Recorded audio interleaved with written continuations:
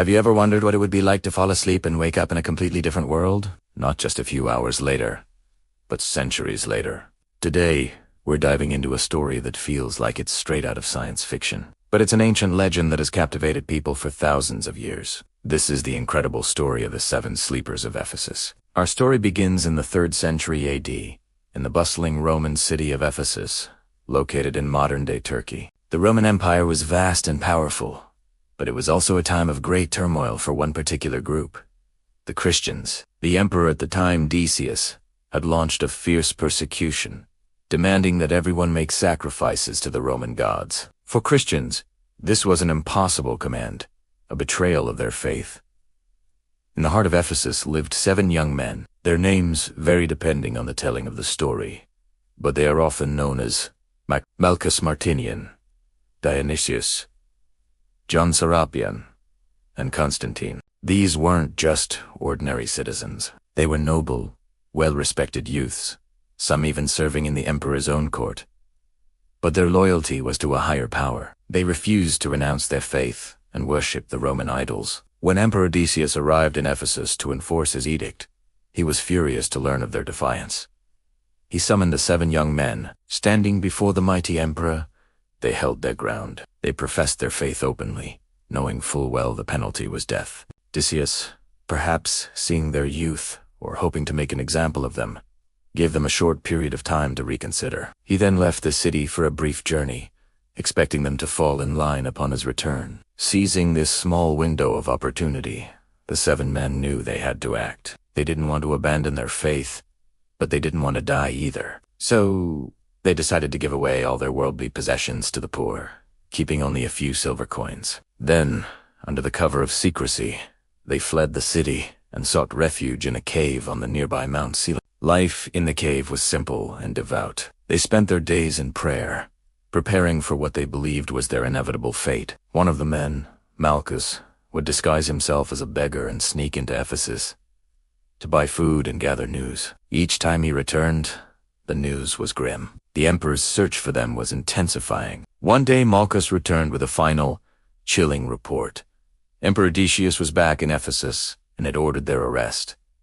The 7 men knew their time was up. They ate their last meal together, said their final prayers, and as they sat in the quiet darkness of the cave, a deep, divine sleep fell upon them. It was a sleep unlike any other. Meanwhile, back in the city, Emperor Decius was enraged that they had escaped his grasp. When their hiding place was finally discovered, he ordered the entrance of the cave to be sealed with massive stones. His intention was cruel, to entomb them alive, letting them perish from hunger and thirst. In his mind, the matter was closed. The 7 defiant Christians were gone forever, and so the world moved on.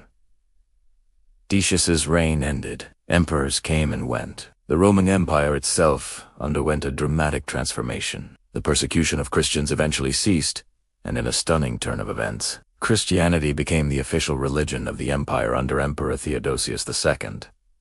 Cities changed, cultures shifted, and generations were born and passed away. The story of the 7 young men who defied an emperor faded into a distant, almost forgotten local legend. Now, fast forward.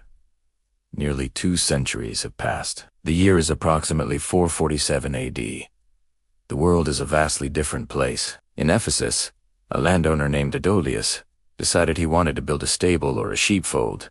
On Mount Selim, his workers began clearing the land, and before chance they came across the very cave that had been sealed so long ago. Thinking it was just an old cavern, they removed the large stones blocking the entrance to reuse them for their construction, unwittingly breaking the seal that had stood for almost 200 years. At that exact moment, as sunlight streamed into the cave for the first time in centuries, the 7 sleepers stirred. They awoke, feeling as if they had only slept for a single night. They were hungry, and they were still worried about Emperor Decius.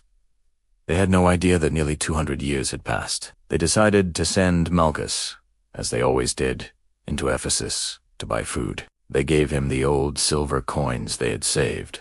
As Malchus cautiously made his way towards the city, he started noticing things were different. The buildings looked strange. The way people dressed was unfamiliar, but his biggest shock came when he looked up at the city gate. There, Prominently displayed was a cross, the very symbol he thought he would be killed for. Confused and bewildered, Malchus entered the city. He heard people openly speaking the name of Christ, not in whispers, but in normal conversation.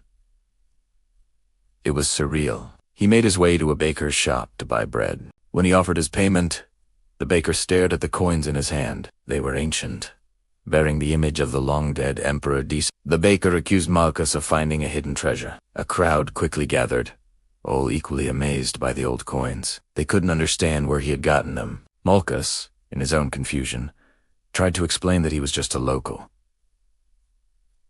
that he had fled from Emperor Decius only yesterday. The crowd looked at him as if he were mad. "Decius," they asked. "There has been no emperor by that name for a very, very long time." The commotion grew so large that the city's bishop and governor were summoned. They questioned Malchus, who, in his distress, insisted on his story. He told them about his 6 companions waiting in a cave on Mount Celion. Intrigued and skeptical, the officials and a large procession of townspeople followed Malchus back to the mountain. As they entered the cave, they found the other 6 sleepers, their faces radiant and youthful, completely untouched by time.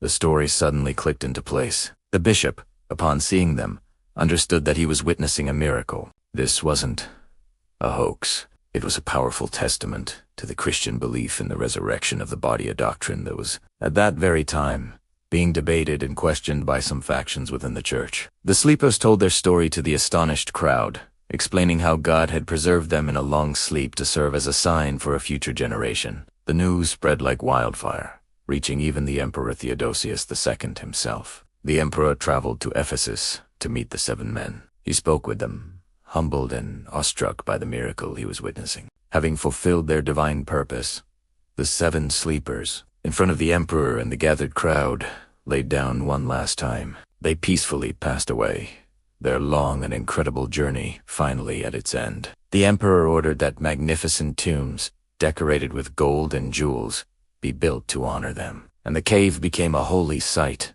a place of pilgrimage for centuries to come. This story, the legend of the 7 sleepers, is not just a Christian tale. It's so powerful that it's also found in the Quran, in a chapter called Surah Al-Kahf, or the chapter of the cave. In the Islamic version, the story carries similar themes of faith, divine protection, and the passage of time. The young men are revered as righteous youths who are protected by God from a tyrannical ruler. This cross-cultural appeal shows just how deeply the story has resonated with humanity's hopes and fears. So, what does this ancient legend mean for us today? It's more than just a Rip Van Winkle-style fairy tale. It's a story about the enduring power of faith against all odds. It's a reminder that time changes everything. Empires fall, cultures shift, and the world we know can become unrecognizable. But it's also a story of hope. It suggests that even when things seem impossibly bleak, there can be a miraculous awakening. It's a powerful allegory for resurrection, for the idea that what seems to be an end is sometimes just a long sleep before a new beginning. Thank you so much for joining us on this journey back in time to uncover the incredible story of the 7 sleepers. If you enjoyed this video, please give it a like, and do want to forget to subscribe and hit the notification bell so you do want to miss our next exploration into the fascinating stories of the past. Let us know in the comments what you think about this legend. See you next time.